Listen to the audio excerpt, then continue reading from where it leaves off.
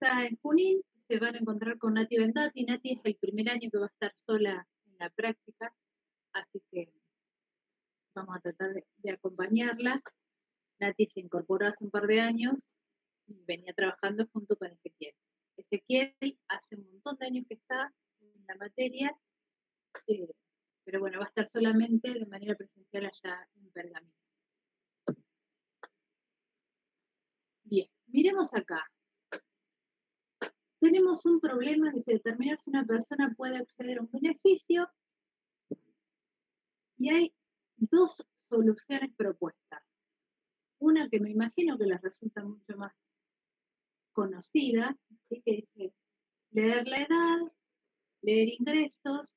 Si la edad es mayor o igual a 18, entonces, si los ingresos son menores a 500.000, devolver puede, si no, devolver no puede, ¿no? Y si no, que sería el caso que corresponde al que no es mayor o igual a 18, no puede, ¿sí? En el otro caso dice, puede acceder una persona si, eso es un condicional, si es mayor edad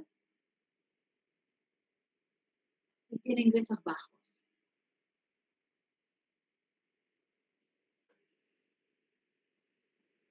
¿Qué diferencia notan entre una propuesta y la otra? La segunda no usa variables, nomás usa el objeto persona. Bien, que en realidad en este caso, eso está escrito en Prolog, esa persona es una variable, ¿sí? Pero más allá de eso, fíjense la diferencia, no solo en la extensión, sino que en el primer caso, que es lo que ustedes vienen haciendo, ¿no? Que responde a una cuestión más imperativa, nos va diciendo qué hacer, pero además va mostrando cuál es la lógica, ¿no? Lee la edad, lee los ingresos. Si la edad es mayor, hace una comparación, hace otra comparación, después retorna. Si no, retorna otra cosa, si no, retorna otra, ¿sí? Por un lado, se está mezclando qué es lo que hace y cómo lo hace. Vieron que los algoritmos que programamos, ¿sí? En los paradigmas imperativos o estructurados, nosotros vamos diciendo paso a paso qué hay que hacer para llegar a la solución, ¿sí? Acá, en el segundo lado, vemos que una persona puede ser, si es mayor de edad y tiene ingresos bajos. ¿Cómo sé si es mayor de edad? ¿Cómo sé si tiene ingresos? El cómo no está, está el qué. ¿Qué tengo que hacer? ¿Sí? Ahora vamos a empezar, esto es como que les mostré eh, la torta ya decorada, ya hecha, les pasé el código, tenemos que ver, bueno, cómo llegamos hasta esto, toda la previa, ¿sí? Pero fíjense cómo ya a simple vista vemos que son cosas totalmente diferentes, sin embargo, en los dos casos estamos ante una solución, ¿sí? Un algoritmo que resuelve un problema, planteado desde paradigmas distintos. Entonces, el paradigma, ¿sí? Nos da como el marco, nos determina, dice, cómo conceptualizar y expresar la solución de un problema. Ustedes vienen trabajando, empezaron con el imperativo y el orientado a objetos que, ¿sí? Viene de la mano. Ustedes cambiaron de paradigma, tienen objetos, hay herencia, hay clases, ¿sí? Sin embargo, cuando van a escribir cada uno de los métodos de ese objeto, siguen escribiendo el código como lo hacían en imperativo, ¿o no? Hay una cuestión ahí estructurada que sigue estando. La lógica es la misma, lo único que empiezan como a modularizar desde desde otro lugar. ¿Sí? El paradigma declarativo no tiene nada que ver con el imperativo. Por eso, el gran desafío en esta asignatura, ténganse paciencia ustedes mismos, es cambiar la lógica en la que pensamos nuestros problemas. Porque la gran tentación que van a tener la mayoría es escribir soluciones en lenguajes declarativos, pero pensadas desde un paradigma imperativo. Y eso así no funciona, porque ustedes vienen, yo a ustedes digo, bueno, están programando en Java, o están programando en Python, o trabajan en Go, o en C, C++, ¿sí? Y la lógica para pensar la solución del problema es la misma. Pero acá no tiene nada que ver. Si tengo que abordar el mismo problema, fíjense que ya lo que veíamos hace un ratito, ¿no? No tenía nada que ver una solución con la otra. ¿Sí? Entonces, ¿por qué anticipo esto? Porque a veces nos va a pasar que ustedes van a venir a pelearnos, a Nati, a Ezequiel y a mí, y van a decir, pero esto anda, pero esta solución me da resultado. Nosotros le vamos a decir, pero así no se escribe, ¿sí? Porque esto está pensado desde un paradigma imperativo y no de un paradigma declarativo. Y les anticipo, porque nos pasó el año pasado, que, o les sugiero, más que anticiparles, no dejen de revisar sus prácticas y sus ejercicios con los profes, porque la IA, que es muy buena programando en cuestiones de lenguajes imperativos estructurados, no lo es tanto en estos paradigmas, ¿sí? Por ahí no está tan entrenada. Entonces puede ser que ustedes estén reconfiados. Nos pasó el año pasado en el primer parcial que hubo una tasa de desaprobados como nunca habíamos tenido, pero pasó por esto. Estaban estudiando con la IA no estaba entrenada y es más, les mostré a los mismos chicos cuando les hicimos la devolución cómo yo le pasé la solución que habían propuesto ellos a la IA y le fui corrigiendo, ¿sí? Y la IA fue aceptando todos sus errores metodológicos. Así que, nada, atentos ahí, tengan en cuenta, ustedes saben que la IA se entrena y hay para temas que están más preparados que para otros. Consulta antes de seguir, perdón que ¿Sí? fuera de tópico, pero ¿te acordás qué modelo estaban usando para Mira, esa demostración? no sé si, la verdad que no sé, porque como ellos, yo como me doy cuenta que usan IA, empiezo a corregir y veo que había un montón de exámenes que tenían los mismos errores. Entonces, ahí cuando yo detecto que todos se están equivocando lo mismo, que no era nada que nosotros habíamos trabajado en clase, empiezo a hablar con ellos y ellos me plantean, ¿sí? Que nada, que no venían trabajando, que habían estado estudiando con la IA y bueno, así llegaron. A mí me parece buenísimo que estudien con la IA, por ahí hay que entrenarla un poco, ¿no? Capaz que le pueden pasar hasta los mismos ejercicios que ustedes van trabajando, que ya están también, ¿sí? O pasarle algo de material que veamos desde la teoría y así, ¿no? Para que vaya como en la misma lógica. Sí, para no irme por las ramas, te lo preguntaba porque sería interesante ver cuál fue el avance del año pasado hasta ahora en cuestiones de modelos nuevos, porque salieron un montón de modelos nuevos, Sí, muchísimo más avanzados y ver qué resultados podía dar. Vamos. sí.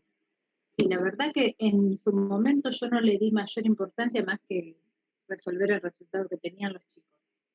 Pero sí, en algún momento en la otra asignatura hicimos eso, empezar a comparar, porque hay en temas, por ejemplo, todo lo que es, y ahí me estoy yendo yo por las ramas, lo que es autómatas, todo lo que vemos en ciencias de la computación, también ahí hace agua en un montón de cosas, y se contradecían, probábamos distintos asistentes y estaba muy bueno ver que iban por distintos lugares y cómo se van corrigiendo a medida que uno las va entrenando, ¿no?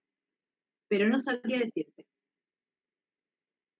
Bien, este modelo me imagino que lo recontra conocen, ¿sí? No es que lo vamos a volver a estudiar, sino que lo traje así como ayuda a memoria para que vean un poco, a ver, ustedes vienen programando un paradigma imperativo justamente porque responde a esta arquitectura, ¿sí? Donde hay un cómputo totalmente secuencial, ¿sí? Fíjense que la estructura del código que ustedes escriben es secuencial, ¿sí? Nosotros planteamos el algoritmo como una secuencia de pasos o de instrucciones. Y donde se cumple un principio de dualidad, que es esto de que los datos y los programas se tratan de la misma manera, ¿sí? De hecho, más allá de que tengamos en la memoria un área para los datos, otra área para el código, pero todos van haciendo como el mismo recorrido, ¿sí? En la arquitectura.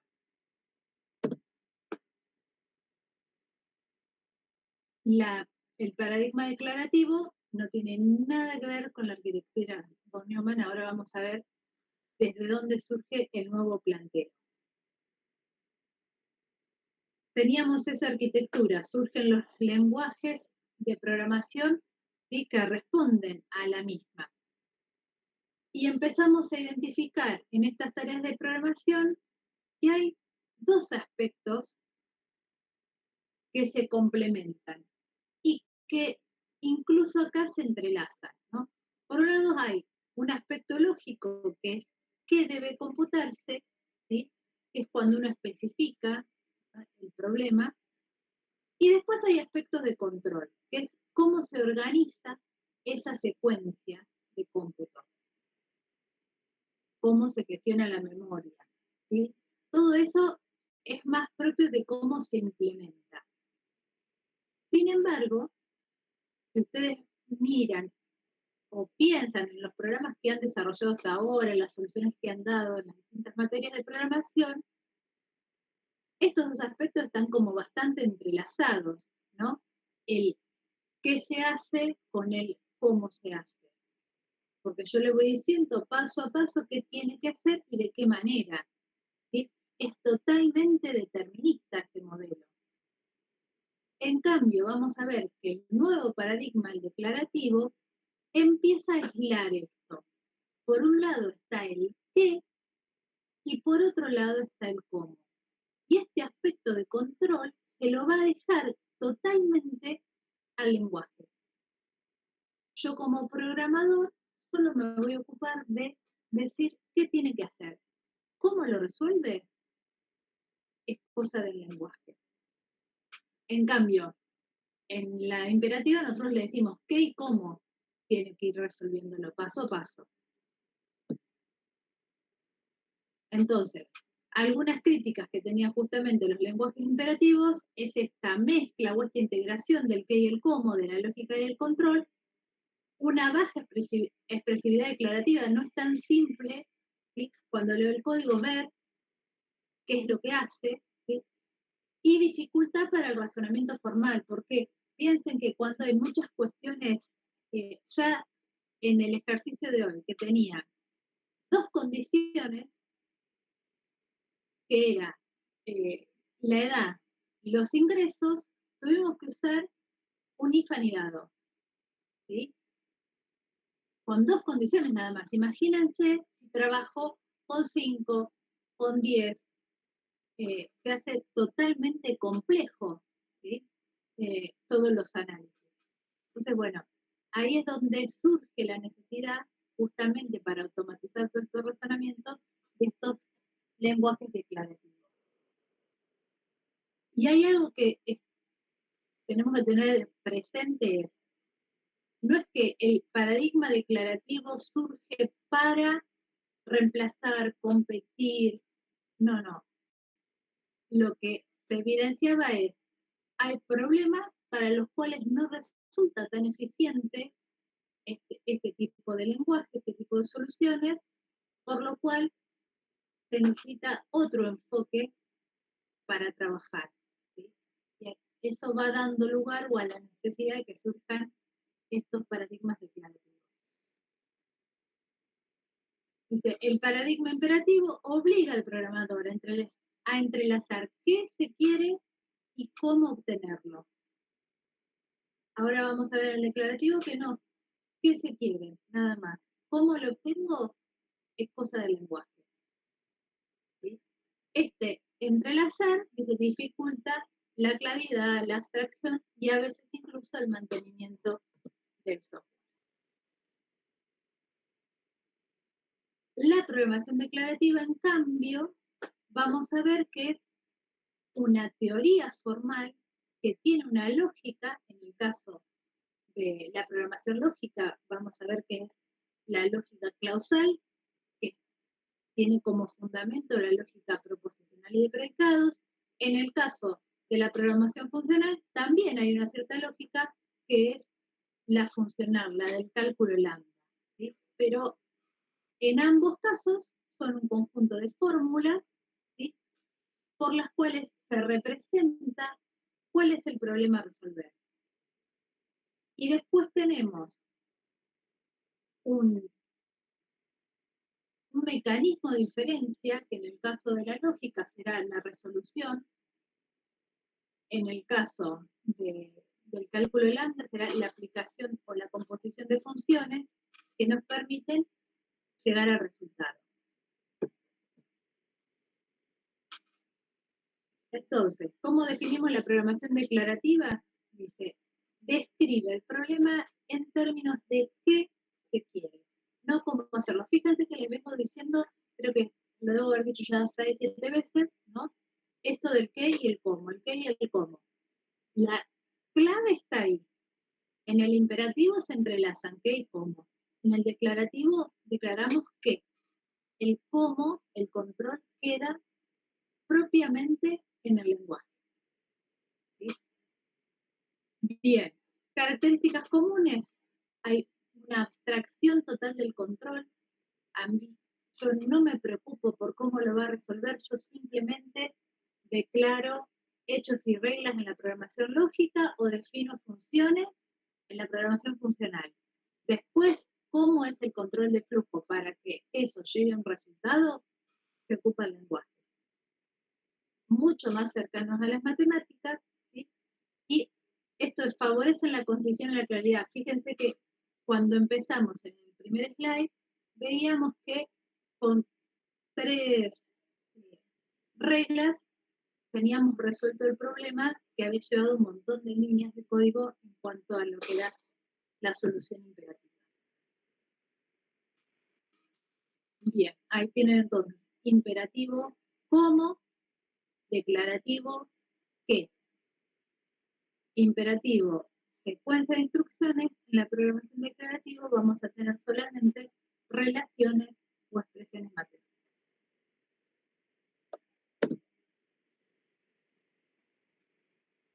Bien. Dentro del paradigma declarativo, nosotros vamos a estudiar en la materia el paradigma funcional y el paradigma lógico. Los dos son declarativos. La programación funcional tiene su fundamento en el cálculo lambda. ¿Qué características tiene? Que las funciones son puras, quiere decir que esto de que no haya efectos colaterales, quiere decir que no importa desde qué lugar la llame, siempre que tenga la misma función con la misma entrada, me va a dar el mismo resultado. Inmutabilidad, ¿sí?, porque no se cambian valores, ¿sí?, todo el tiempo se están creando nuevos. No existe en el cálculo lambda las iteraciones, los bucles, un repeat, un while, eso no existe, son solamente combinación de funciones, por lo cual la iteración se resuelve con recursión y trabaja con funciones de orden superior. ¿Qué quiere decir esto, funciones de orden superior? Funciones que tienen como entrada otras funciones. Ahí hay un ejemplo, fíjese, dice, define, después vamos a aprender a hacerlo, ¿no? Pero para que tengan ahí como ejemplo, esta es la definición de la función máxima. ahí está definiendo la función máximo de una lista. Lista sería la variable. Y condicionales sí tiene la programación funcional, la programación lógica no tiene explícitamente el if. Acá lo que dice es, sí, fíjese que entre paréntesis lo que tenemos son funciones. Null es una función que tiene como entrada el resultado de la función CDR. Que CDR lo que hace es darme la cola de una lista. ¿Sí? Pero fíjense que aplico la función CDR a la lista, lo que me da, lo aplico a null, y eso va a ser un verdadero o falso que me va a determinar si llama a la función car de la lista o si llama a la función max, que tiene como entrada el resultado de la función car y el resultado de la función máxima. ¿Sí? Como hay funciones como anidadas. ¿Para qué es útil la programación funcional? Para trabajar con grandes volúmenes de datos y sobre todo tiene mucho lugar en lo que es el software concurrente y paralelo. Por eso, no sé si habrán visto o no, que hay muchos lenguajes, ¿sí? Hoy en día hay una tendencia a que los lenguajes de programación sean multiparadigmas. Por ejemplo, Python, que es un lenguaje orientado a objetos, sin embargo, también admite la programación funcional. Y el cálculo lambda está cada vez más usado justamente por esto, porque facilita el desarrollo de software concurrente y paralelo.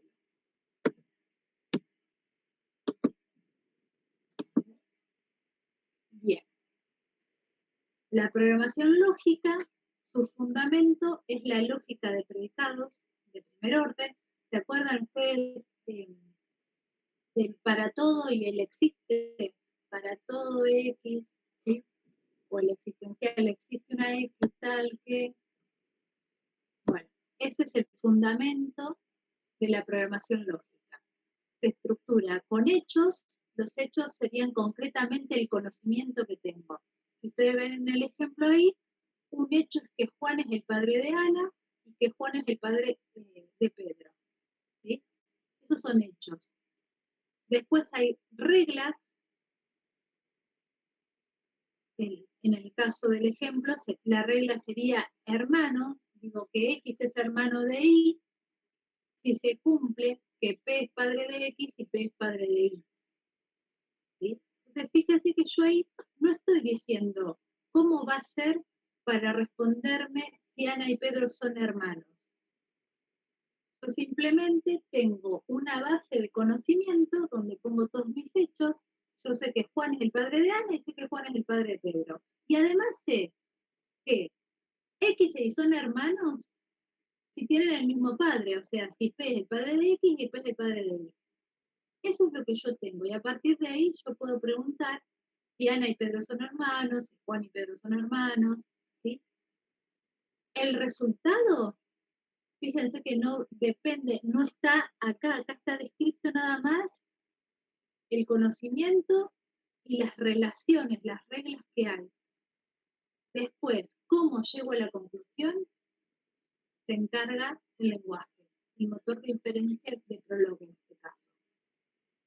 Entonces, Prolog, que es el lenguaje de programación, es el que va a resolver esa consulta. ¿Ven que hay un signo de interrogación donde dice hermano? Bueno, ese es un ejemplo de una consulta que yo le podría hacer a mi programa. El programa son esas sentencias.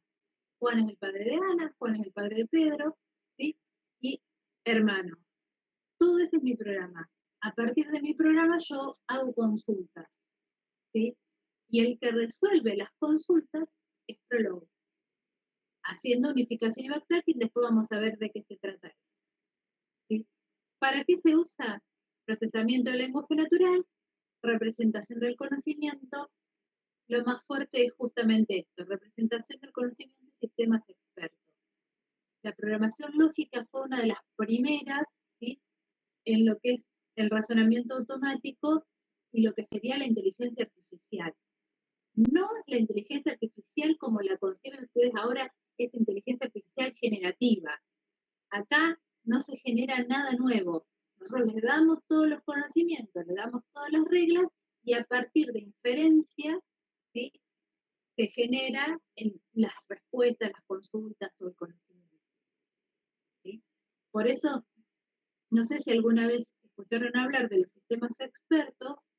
Lo que es un sistema experto es tratar de traducir, ¿sí?, de representar el conocimiento de un experto en alguna temática.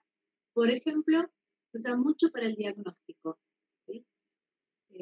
Bueno, ahora hace poco uno de los estudiantes presentó un sistema experto, el modelo, no lo desarrolló, ¿no? Para el trabajo final, modelizó un sistema que podía diagnosticar algunas enfermedades en plantas, era para un invernadero. Algunas plantas de interior, ¿no? Y tenía ahí cómo identificar, ¿sí?, algunas problemáticas de esas plantas. Entonces, ¿qué es lo que hay que hacer? Entrevistar a algún especialista, empezar a identificar cuáles son esas reglas, cómo se hace la deducción, ¿sí?, para después, a partir de determinados hechos, sacar conclusiones. Pero básicamente el corazón de la programación lógica está ahí, en poder modelizar el conocimiento humano, ¿sí?, para después poder inferir.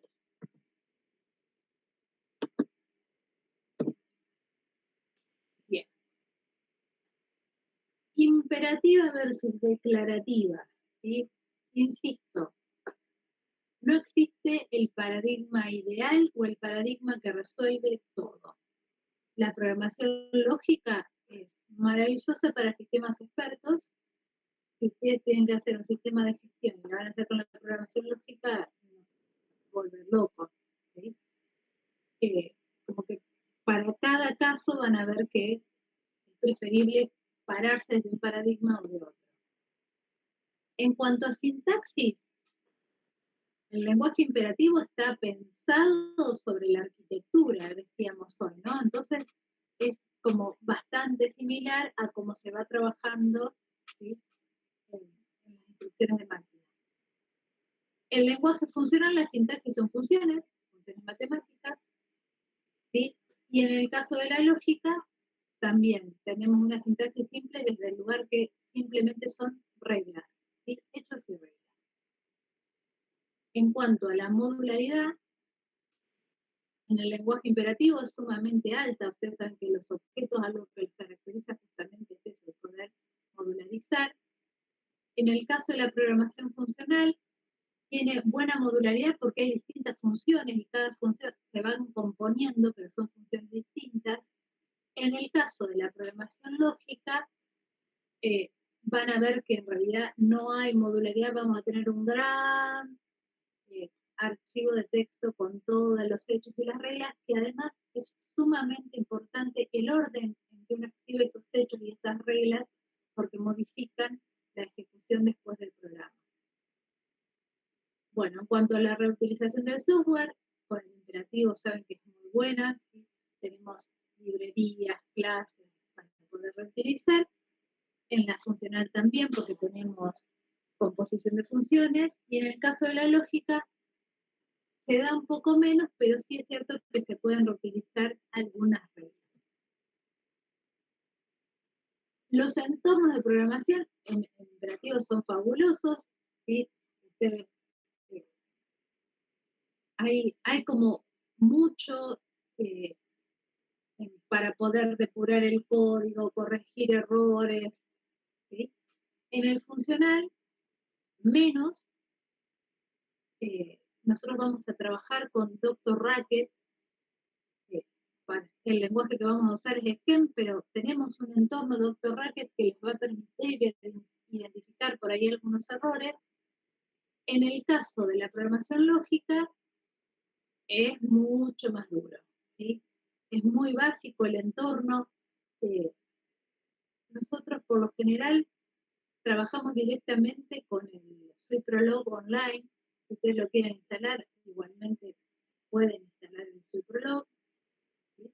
Básicamente vamos a usar esos dos, SuiteProlog y Dr. Racket.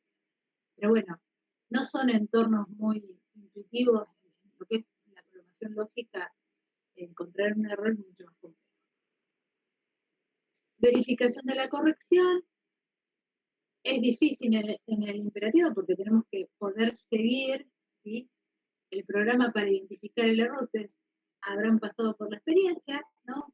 Cuando tenemos un error, a veces es difícil encontrar por dónde viene el error, justamente por esto, porque al mezclarse el control, o sea, la lógica del programa con lo que hace, se hace más complejo.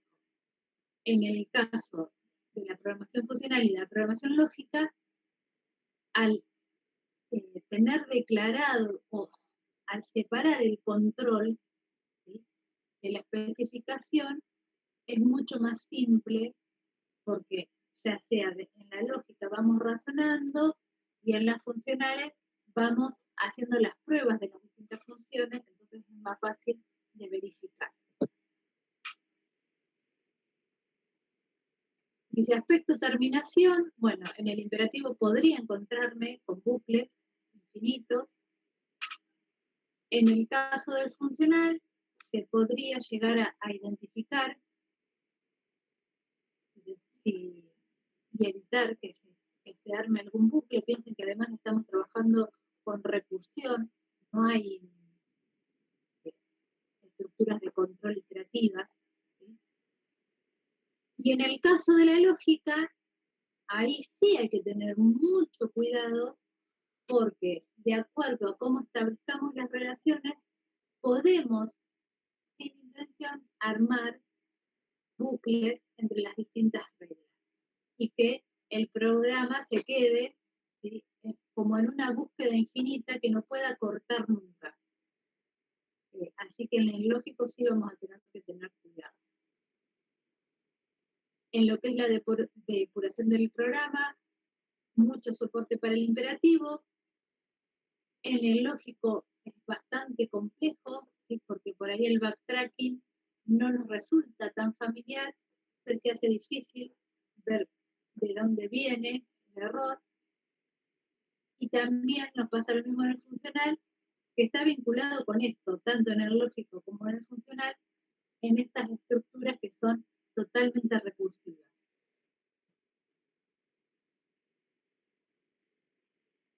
En cuanto al costo de ejecución, el imperativo es mucho más eficiente. Además, ahí dice optimizado por los compiladores. Ustedes saben que la mayoría de los programas imperativos son compilados, así que ahí identificamos ya un montón de errores y cuestiones antes de ejecutar. El funcional y el lógico son menos eficientes. El más costoso es el lógico, porque en la programación lógica vamos a ver que para poder deducir una solución hace todas las búsquedas posibles.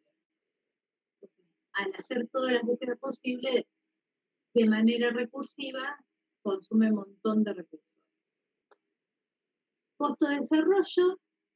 Bueno, el imperativo ya vimos en el ejemplo inicial que tenía muchas más líneas, ¿no? Entonces, si el problema es complejo, va a ser alto ese costo.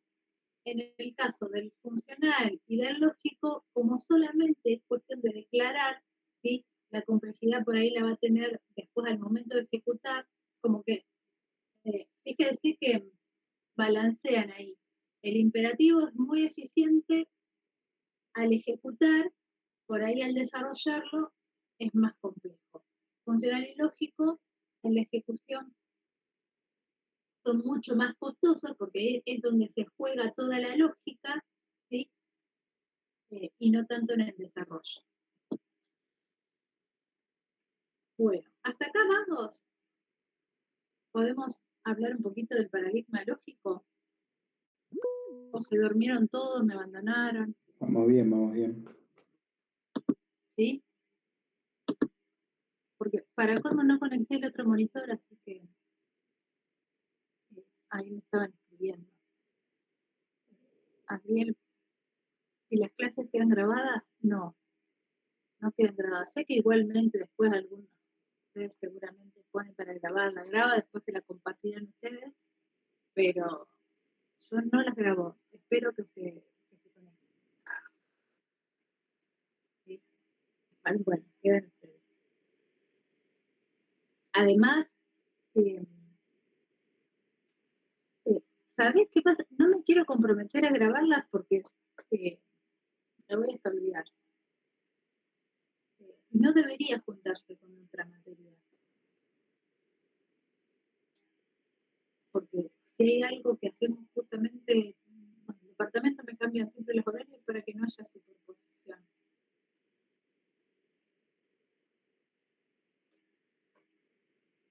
Bueno, pero resolvamos el horario.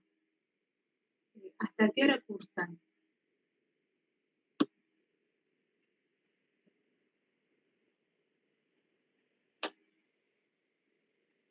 ¿Ahora se van a las 6?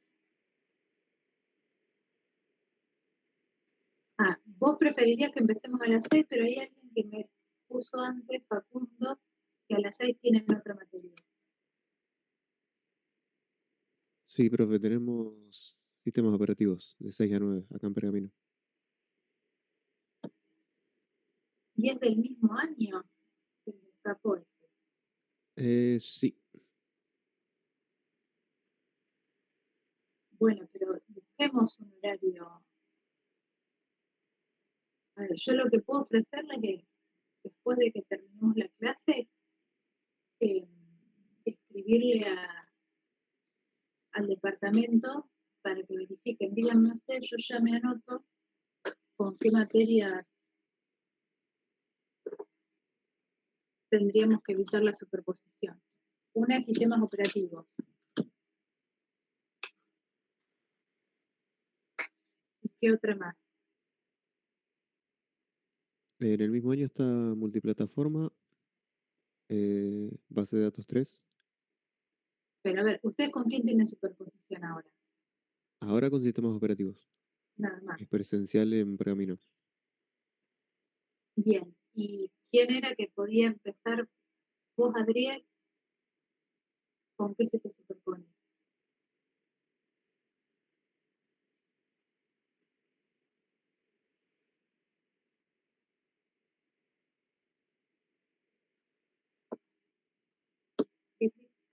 Acá.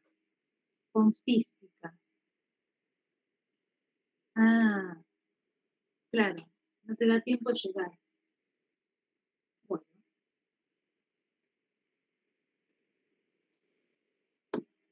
Bueno, yo aviso para ver si podemos resolverlo. Porque yo más que grabarla, preferiría que encontremos un horario que podamos estar. ¿Sí? Bueno, el sistema operativo tienen ahora virtual también. Una duda, profesora. En el guaraní aparece que la práctica es los miércoles de 18 a 20, pero en la plataforma D dice que de 4 a 18. ¿La práctica en Junín o en Pergamino? En Junín. No. Ya les digo.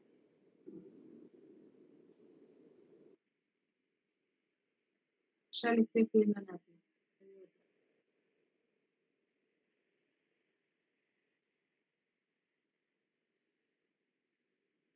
Porque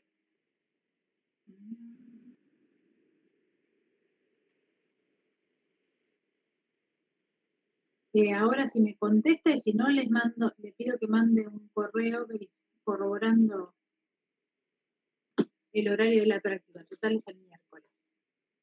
Bien, o sea que ustedes están esperando conectarse para ir a cursar sistemas operativos. Entiendo eso, Facundo. ¿Cuántos son los que se tienen que ir a sistemas operativos?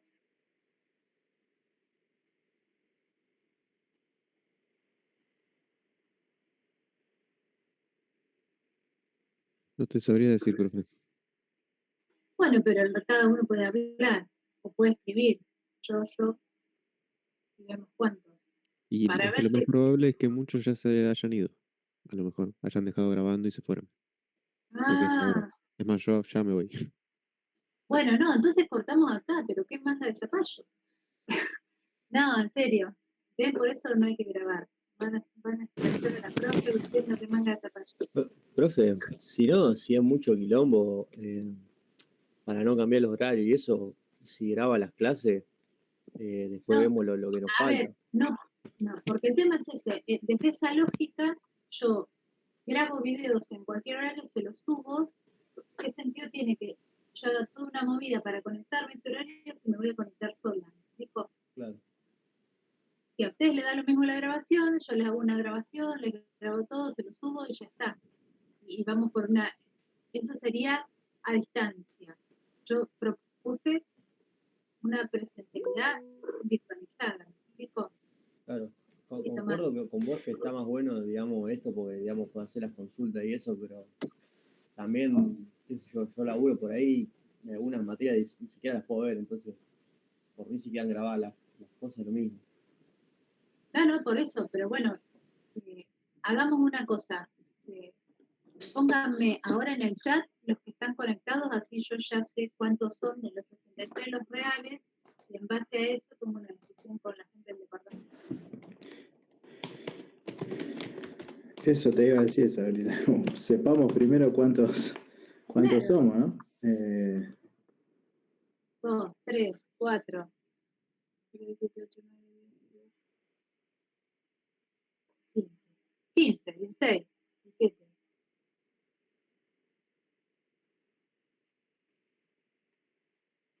Claro, Bueno, pero es un montón de gente. claro, no, por eso, somos 20. Pero tengo 64 y hay más de 100 inscritos. ¿Listo? Y no me quiero poner en jodida, decir, bueno, tiene que estar todo el mundo con la cámara prendida. ¿Cuál fue la pregunta? Si no, consultar con sistema operativo si los profes quieren correr una horita. Tienen 3 horas puestas, no sé si usan siempre las 3 horas. Al menos en sistemas operativos no. En uno, en la parte 1 no. Siempre fueron ¿Quién 2 está en horitas. sistema operativo? ¿Adrián? Acá está Nacho y Montero, vienen.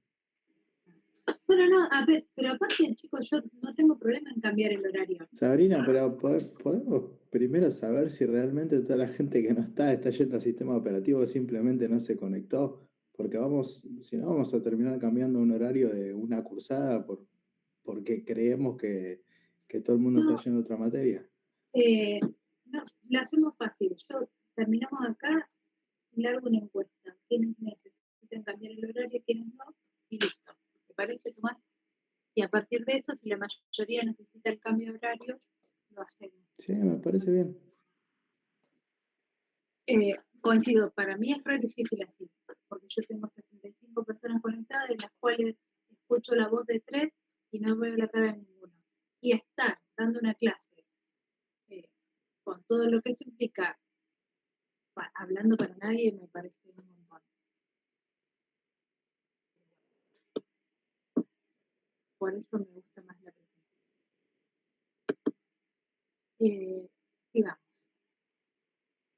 Bueno, total, ya la dejan grabando, así que los que se tengan que ir se van. Y la otra es eso, empezar a grabar para que con la gente que me quede sean reales.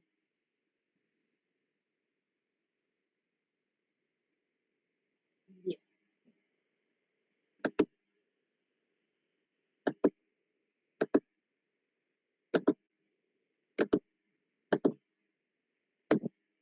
Vamos a hacer una breve introducción a la parte de propiamente el paradigma lógico. Básicamente, habíamos dicho que la programación declarativa se basaba en una teoría formal o en un lenguaje formal que tenía cierta lógica, ¿sí?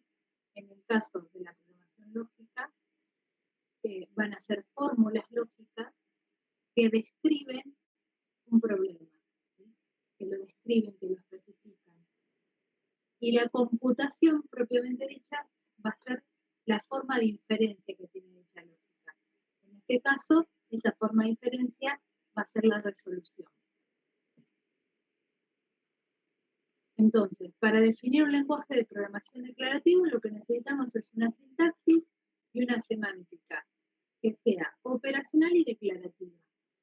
La sintaxis está enfocada en la manera en que escribimos el código y la semántica está vinculado a el significado, ¿no? Lo que significan esas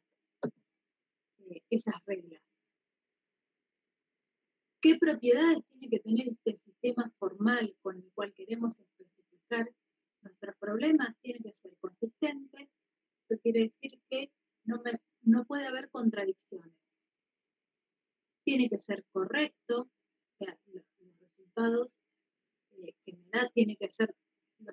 esperados para resolver el problema, tiene que ser completo, o sea, me tiene que poder responder para todas las entradas posibles, y decidible.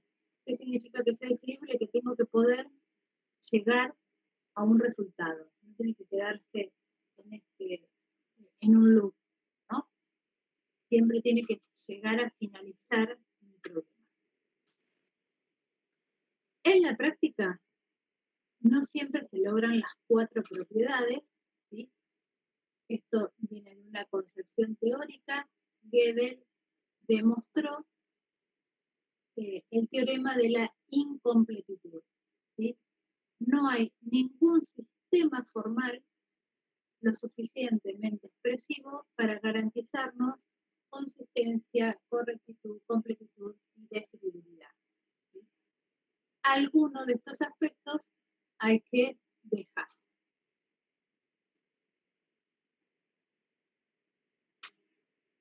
¿Cómo se origina todo esto de la programación lógica, la programación declarativa, la programación funcional?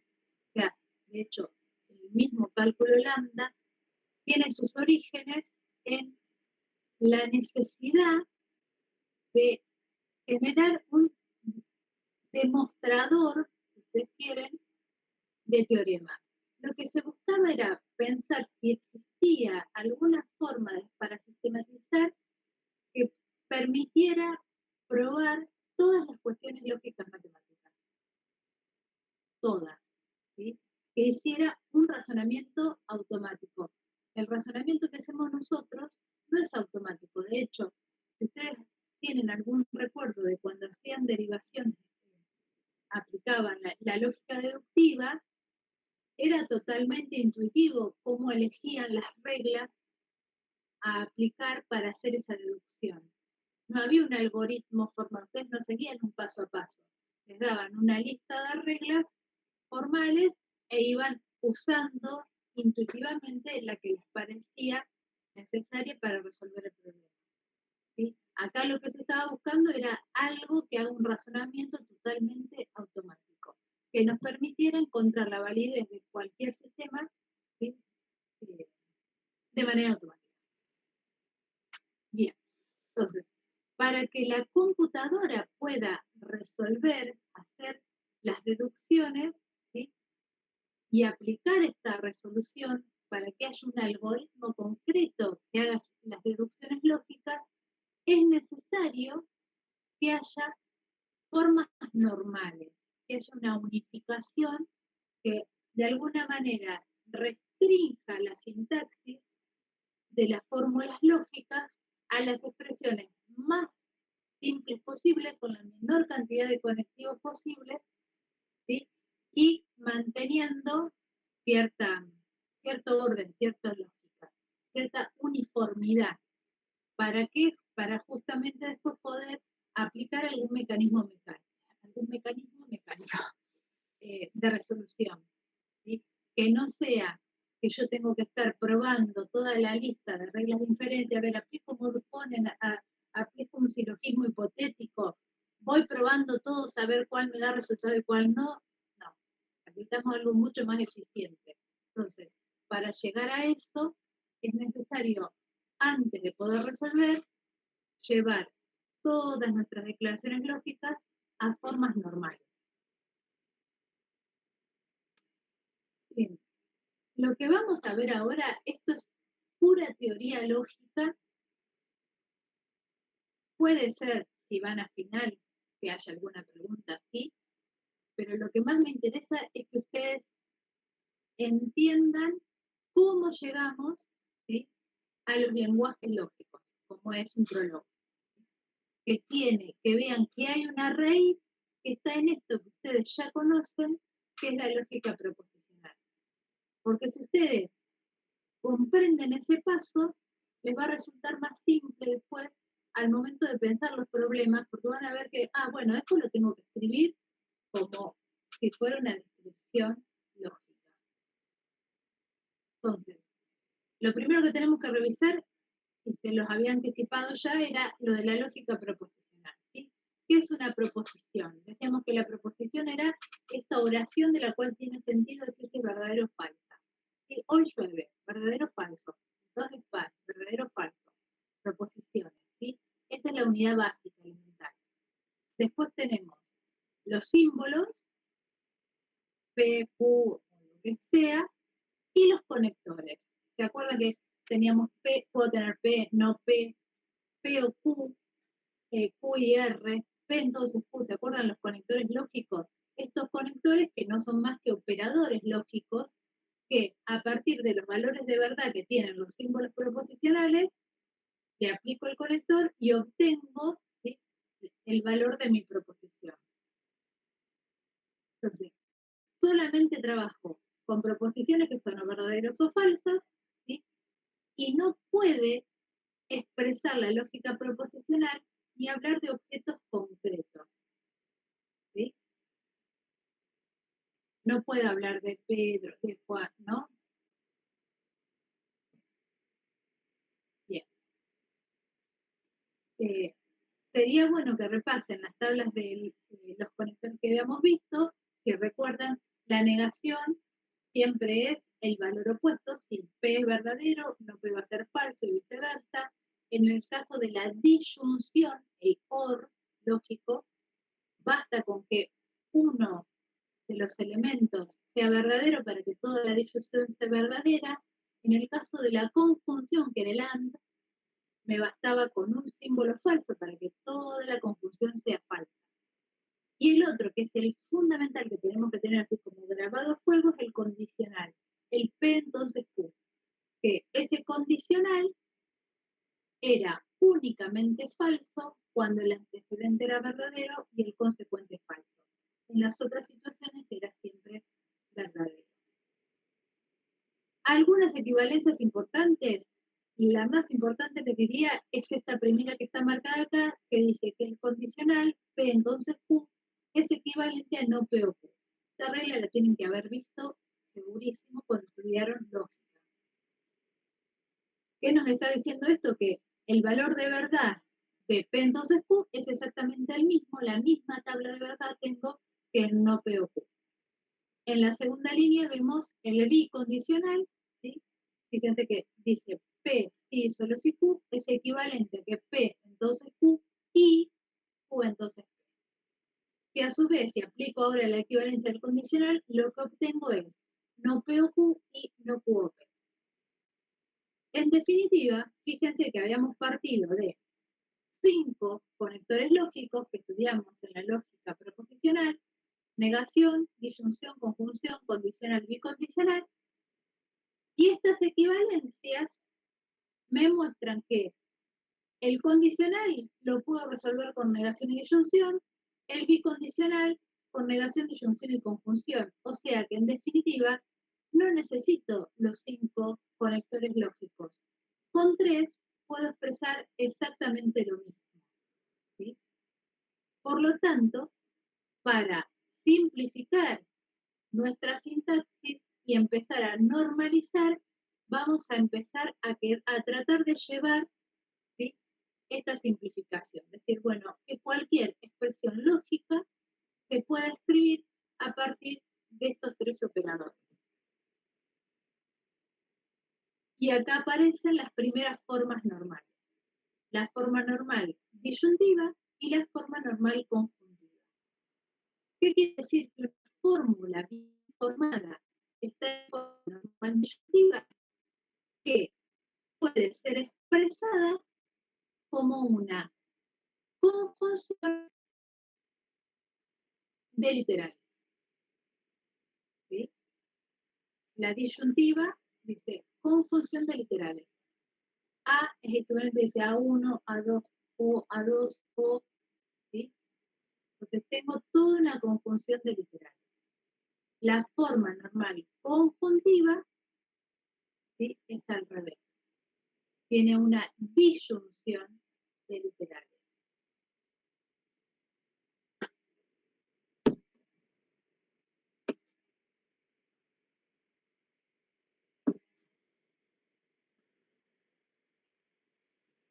En definitiva, fíjense que yo tengo en la conjuntiva toda una gran conjunción, ¿sí? Y en la disyuntiva una gran disyunción. ¿Qué significa esto? Que con cualquiera, al ser una disyunción, con cualquiera de esos átomos que a mí me quede verdadero, yo ya sé que todo es verdadero, y en el otro caso, que todo es falso. Pero lo más simple, lo mejor de esto es que me permite unificar la sintaxis, ¿sí? Lo puedo escribir de manera mucho más simple. En el caso de la programación, nosotros con lo que vamos a trabajar con la forma normal conjuntiva, ¿sí? Con la conjunción de literales, porque las disyunciones para nosotros van a ser cláusulas. Lo vamos a ver en un ratito. Lo que me interesa acá, que tengan en cuenta que cualquier expresión lógica yo la puedo traducir, ¿sí? A una conjunción de literales o a una disyunción. Cualquier expresión lógica yo la puedo escribir en forma normal disyuntiva o en forma normal conjuntiva. Hasta hace un tiempo atrás hacíamos toda una práctica para que hicieran este ejercicio. Este año decidimos dejar eso para poder dedicarle después más tiempo a la programación funcional, que nunca llegamos. Pero sí es necesario que sepan que podemos hacerlo. ¿Cómo paso una fórmula lógica a una forma normal conjuntiva? Lo primero que tengo que hacer es eliminar bicondicional y bicondicional. ¿Cómo hago eso? Por la regla de equivalencia, ¿sí? ¿Qué tengo que hacer?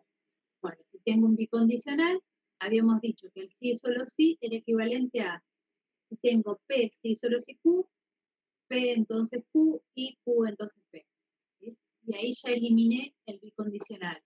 Después elimino los condicionales. Si tenía P entonces Q, escribo no P o Q. Una vez que eliminé todos los bicondicionales y los condicionales, se interiorizan las negaciones. ¿Qué quiere decir esto? Que si tengo no P o Q, aplico ley de Morgan y me quedo con no P y no Q, ¿sí? Pero la negación tiene que quedar ligada al átomo, ¿sí? No a operaciones lógicas. Entonces ahí interiorizo todas las negaciones, aplicando de Morgan. Y por último, se aplican las reglas distributivas, ¿sí? ¿Cómo voy a aplicar la distributiva? Y de acuerdo a si lo que quiero es la forma normal conjuntiva o la forma normal disyuntiva. Teniendo en cuenta esto, me fijo cómo me conviene aplicar la distribución. Fíjense que la forma normal disyuntiva se obtiene exactamente de la misma manera. Tengo una fórmula lógica, elimino bicondicionales por regla de equivalencia, elimino condicionales por regla de equivalencia, interiorizo las negaciones y empleo reglas distributivas. Eso en cuanto a lógica proposicional. Cuando avanzamos a la lógica de predicados, aparecen los conectivos, los cuantificadores, perdón. El cuantificador universal y el cuantificador existencial. Además, aparecen las variables, porque estos cuantificadores están ligados a estas variables. Fíjense que nosotros decíamos, la lógica proposicional no permitía identificar objetos o individuos. Acá sí, acá yo puedo tener constantes que me representen a individuos. Tengo variables para generalizar, ¿sí? Entonces, fíjense acá el ejemplo del predicado X estudia. Me está diciendo que hay alguien que estudia. Puedo decir además que Ana estudia o que Bruno estudia. Podría decir que todos estudian o podría decir que hay alguien que estudia, ¿sí? Fíjense que tengo mucho mayor poder de expresión con la lógica de primer orden. Por eso decimos, a diferencia de la proposicional, que el alcance acá sí nos permite hablar de objetos individuales, sus propiedades y sus relaciones. Entonces, en la forma proposicional ya sabemos cómo obtener la fórmula bien formada, ya sea en forma normal conjuntiva o disyuntiva. El tema es ahora, ¿qué hago con los cuantificadores? Para trabajar con los cuantificadores, lo primero que se hace es pasar a una forma normal prenexa. ¿Qué significa esto de la forma normal prenexa? Que lo que vamos a tratar de hacer es que nuestra fórmula quede libre de cuantificadores, o más bien que todos los cuantificadores queden al principio de nuestra expresión. ¿Sí? Dice, bueno, como teorema toda fórmula puede ser llevada a una forma normal prenexa y esa transformación preserva validez. ¿Sí? ¿Qué es lo que nos interesa? En definitiva, con estas formas normales, que lo que en principio era verdadero, con todos estos cambios siga siendo verdadero y lo que era falso siga siendo falso. ¿Sí?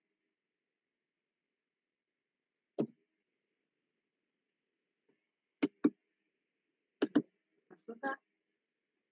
¿Cómo hago para pasar una forma normal prenexa? Tengo una fórmula bien formada como entrada, ¿sí? Decíamos, elimino bicondicional, las interiorizo, las negaciones, que era lo que hacíamos en la forma prenexa, y después renombra las variables que están ligadas si es necesario para poder trasladar todos los cuantificadores hacia la izquierda. ¿Sí? Básicamente lo que tengo que hacer es ir trasladando los cuantificadores a la izquierda.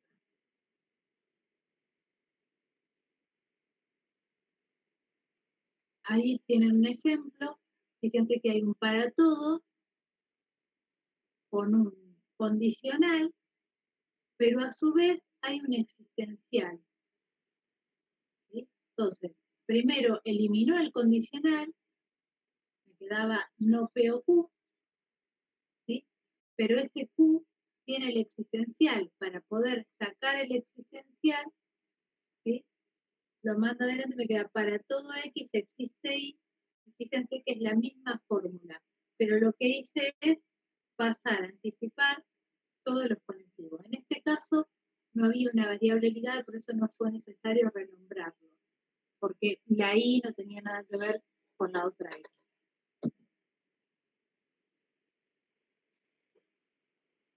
Forma normal conjuntiva, forma normal disyuntiva, forma normal prenexa.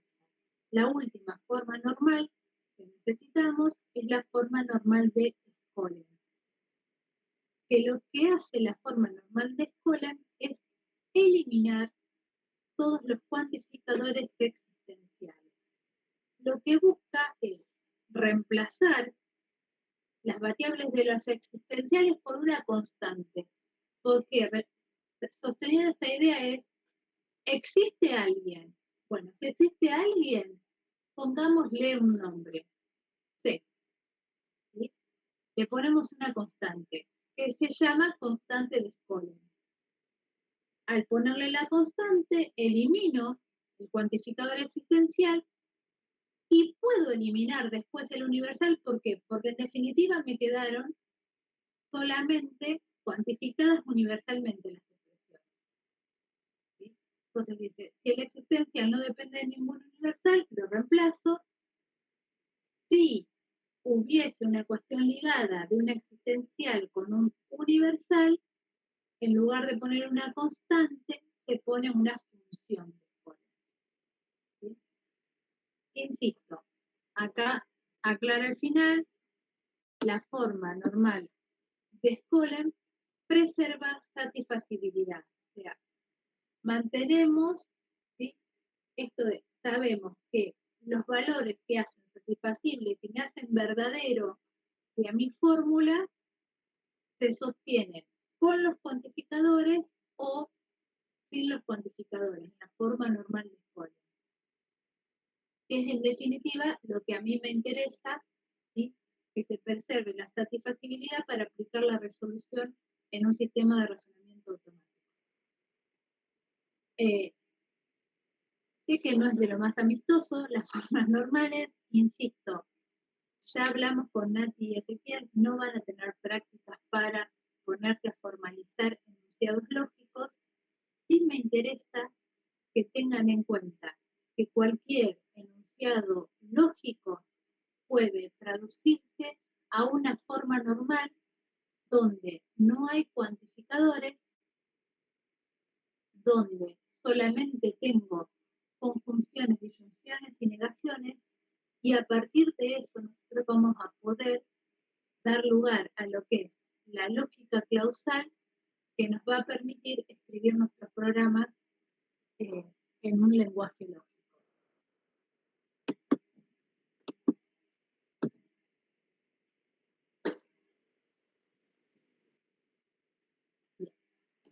Profe, Sí. entonces yo debería intentar memorizarme todas estas formas normales y cómo se aplican, o solamente saber que existen. No, yo quiero que sepan que existen porque ahora si quieren avanzamos un poquito más y van a ver que la lógica clausal puntualmente parte justamente de las fórmulas de Skolem.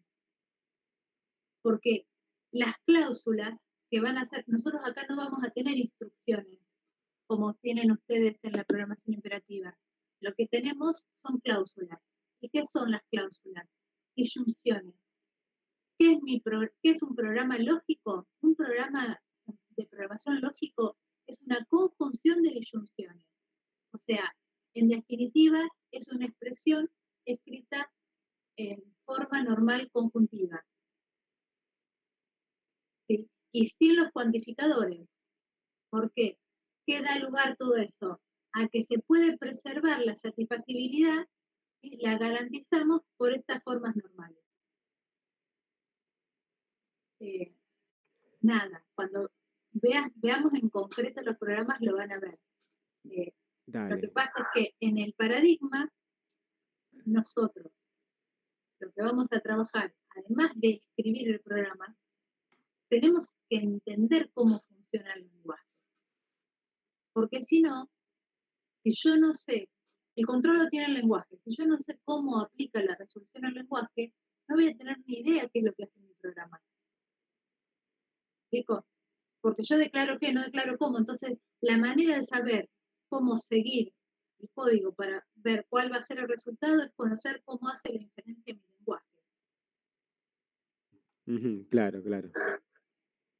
Profe, y te consulto, ¿este paradigma es únicamente para el análisis del código o tiene alguna inferencia a la hora de ver la ejecución del programa en sí? Y no, porque ahora vamos a ver, o sea, toda la parte de la forma normal ustedes ahora no la van a ver. Vamos a avanzar dos diapositivas más o tres para que veas a dónde nos llevaba todo esto. Y ahí vas a entender cuál es el sentido. Y si no te responde eso, volvemos.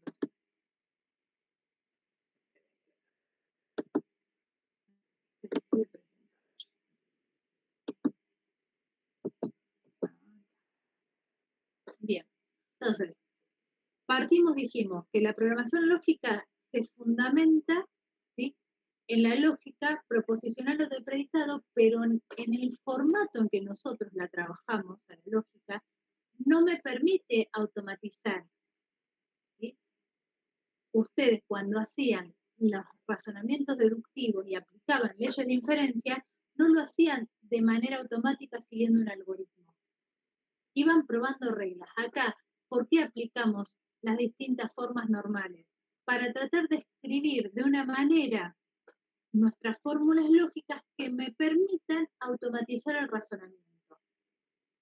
Entonces, acá aparece la cláusula, ¿sí?, que es una disyunción de literales.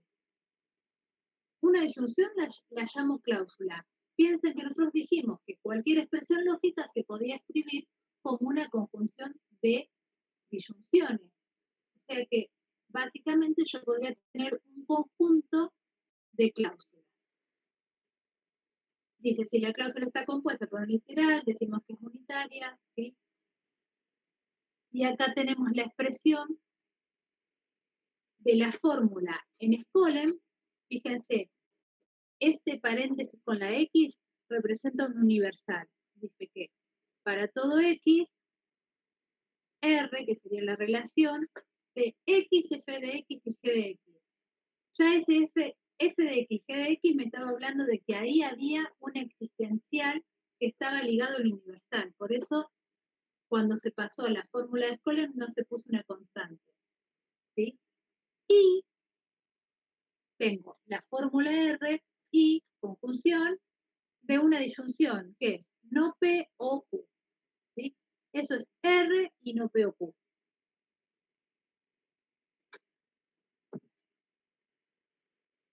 Entonces, las cláusulas, dijimos, son disyunciones.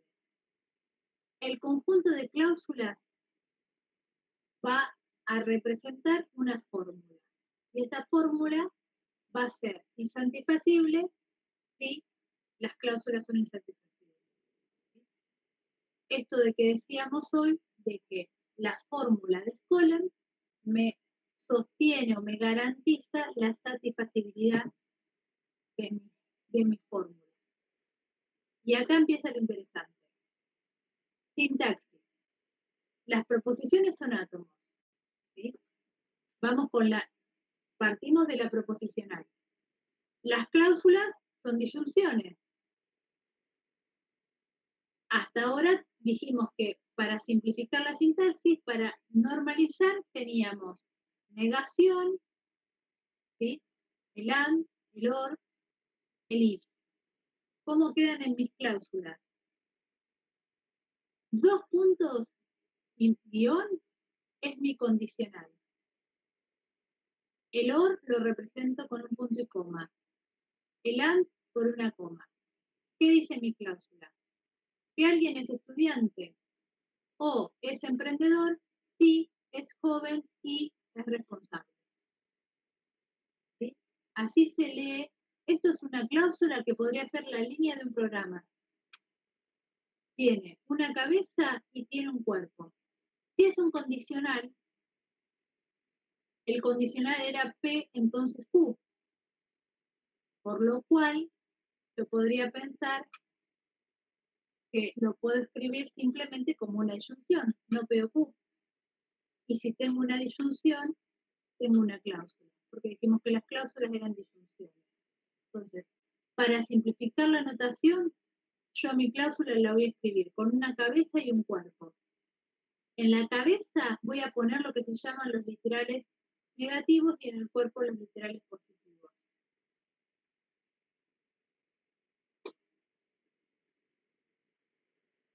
Y acá hacemos un poquito de memoria. Lógica proposicional, lógica clausal. El condicional, el P entonces Q, se escribe como una cláusula invertida. ¿Sí? Fíjense que la P, que era el sí, que era el antecedente en el condicional de la lógica proposicional, ahora viene a ser el cuerpo de mi lógica clausal. La Q, que era el consecuente en mi lógica proposicional, acá pasa a ser la cabeza de mi cláusula. El P entonces Q se puede escribir como no P o Q, ¿sí? Que es lo mismo que Q o no P. Fíjense que parto de un condicional o parto de una cláusula y que llego a una disyunción. ¿Sí? Por eso en las dos líneas de abajo lo que tienen es la misma representación pero con muchos literales. Si yo tengo muchos literales en el antecedente de la lógica proposicional y muchos en el consecuente, ¿qué pasa cuando aplico la regla de equivalencia? El antecedente, al negarlo, ¿sí? ¿En qué se convierte? Deja de ser una conjunción para convertirse en una disyunción. Y es una disyunción de literales negativos. ¿Sí? Y en definitiva, si ustedes ven, lo que me queda al final no es más que una gran disyunción de literales positivos y negativos. ¿Sí?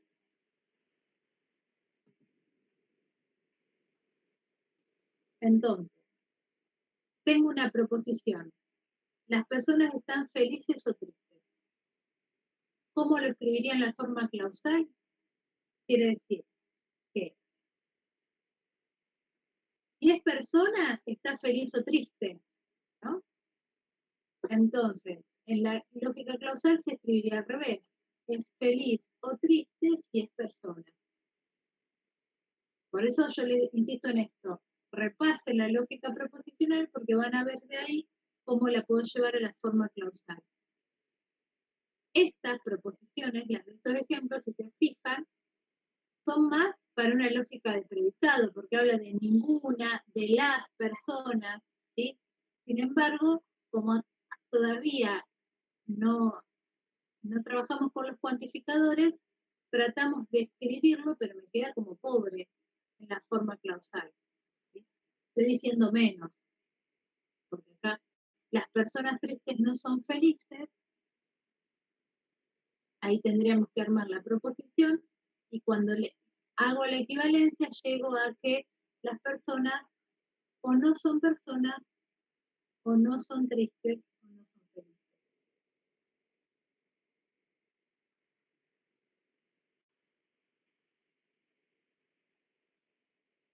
En la lógica clausal proposicional vamos a tener entonces nuestro programa, que son cláusulas, las cláusulas son disyunciones, y nuestro programa se lee como una conjunción. Por eso decimos que parte de la forma normal conjuntiva.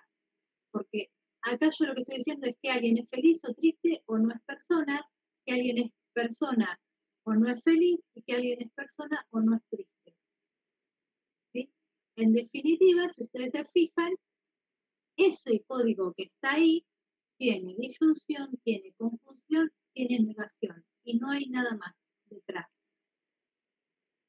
Entonces, desde ahí es que viene como este origen, bueno, ¿por qué hablamos de las formas normales? Bueno, para que sepan que esto que ustedes leen acá como un código, en definitiva, atrás, ¿sí?, no son más que conjunción de disyunciones con literales positivos y negativos. ¿Por qué es importante saber esto? Porque después vamos a llegar a un punto en el que vamos a hablar, no lo vamos a hacer ahora, lo vamos a dejar para la próxima, pero sí quiero que mostrárselos para que sepan que vamos a llegar a lo que es la resolución, y cuando hablamos de la resolución, que es el método de prueba que nos va a permitir hacer las deducciones lógicas, ¿sí? Para eso justamente necesitamos saber los valores de verdad. ¿Sí? A ver, así en el aire es un montón, es sumamente confuso. Por lo pronto, por eso, yo les pedí a los chicos que esta semana, en la práctica, no vayan hacia la forma normal conjuntiva, enredarnos, porque la verdad es que lo que notamos los últimos años es que por ahí no traen refresca toda la parte lógica y se enredan en algo que no hace a la materia en sí. Y es necesario que sepan que el paradigma lógico tiene como sustento teórico, como base, la lógica clausal, y la lógica clausal no es más que una forma diferente o forma normal de representar la lógica que ustedes ya estudiaron en algún momento cuando estudiaron lógica en la universidad. ¿Sí? Ese mismo lenguaje lógico matemático se puede normalizar garantizando que se mantiene, no mantiene la expresividad, no va a decir lo mismo, sin embargo, mantiene la satisfacibilidad, que es lo que a nosotros nos interesa, que siga siendo verdadero cuando debe ser verdadero o falso cuando debe ser falso, nada más. Y además nos va a permitir esta forma normal simplificar y automatizar las inferencias y las deducciones lógicas, ¿sí? Por eso, no se asusten, es la primera clase que va a ser así como red teórica. Las próximas ya van a ver con mucho más práctica, porque ya vamos a empezar con las primeras cláusulas concretas y hacer algo en su prolog, ¿sí? De hecho, a Nati y a Ezequiel les pasé hace poquito una guía de ejercicios donde espero que empiecen a poner el foco en primero, empezar a identificar dónde está la especificación o la descripción del problema y qué corresponde al control. O sea, diferenciar el qué y el cómo. Empezar a identificar en un problema qué es conocimiento, qué es hecho, qué es dato concreto, a diferencia de qué es una regla, cuáles son las relaciones. ¿Sí? Amigarnos con esta, ¿se acuerdan de esto, de pasar del lenguaje coloquial, del problema en su forma natural, a una expresión más formal y lógica para después poder llevarlo a la programación? Esa es un poquito la idea. Espero no haberlos asustado, ¿sí? Pero bueno, un poco de la parte matemática había que hablar, insisto, no quiero avanzar más con la lógica clausal, porque si ustedes no tienen a tiro los valores de verdad, de los condicionales y demás, ahora vamos a hacer un enredo bárbaro, ¿sí? Entonces, aprovechen esta semana para ponerse a tiro con la lógica proposicional y nada, hagan la práctica que les propongan los chicos, ¿sí? ¿Se entendió un poco por dónde venía la cosa o les enredé demasiado? Por mi lado se entendió en términos generales, pero sí me hice lío un poco capaz con la anotación.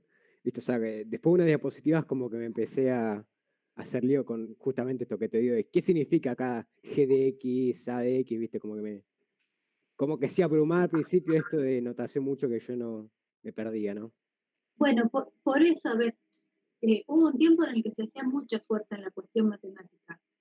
Y la verdad que lo que notamos es que sí es necesario que conozcan bien cómo trabaja el motor de inferencia, pero no sé si tanto me quedaría en los fundamentos de dónde surge la lógica clausal, ¿sí?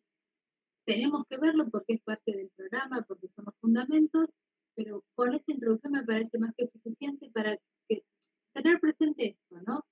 Ese lenguaje formal lógico que ustedes en algún momento estudiaron, que es el que aplicamos, a ver, todas las definiciones matemáticas formales, las demostraciones las han hecho a partir de expresiones lógicas. Bueno, esas expresiones se pueden normalizar, formalizar y quizás a costa de que no nos quede completo o que algo eh, no sostenga la misma expresividad, sin embargo, garantizo la satisfacibilidad, que es en definitiva lo que yo necesito, ¿sí? Saber cuándo algo es verdadero o cuándo es falso, nada más. Garantizando eso, yo tengo que llevar a una forma de notación que me permita automatizar.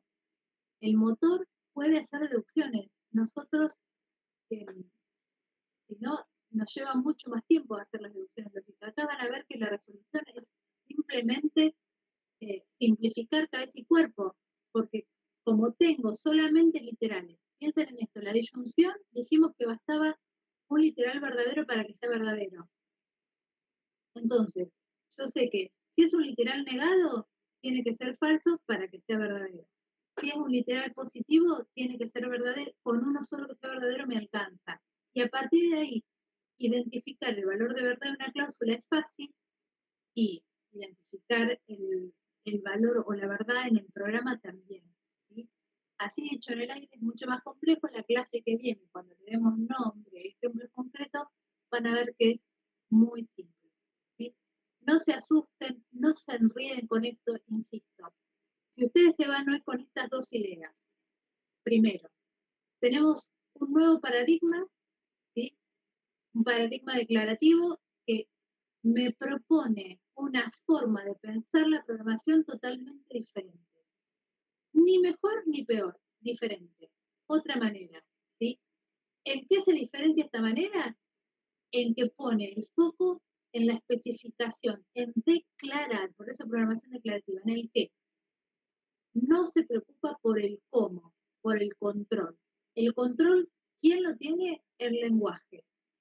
En el caso de la programación lógica será el motor de inferencia de Prolog, que tendrá que hacer de alguna manera automatizada las inferencias necesarias para deducir sus conclusiones. En el caso de la programación funcional, ¿sí? Será el motor que tiene el lenguaje para hacer el cálculo de las funciones, ¿no? irá calculando todas las funciones. ¿Qué diferencia el imperativo? En el imperativo mezclábamos todo, control, ¿sí? O sea, la lógica propia y la especificación.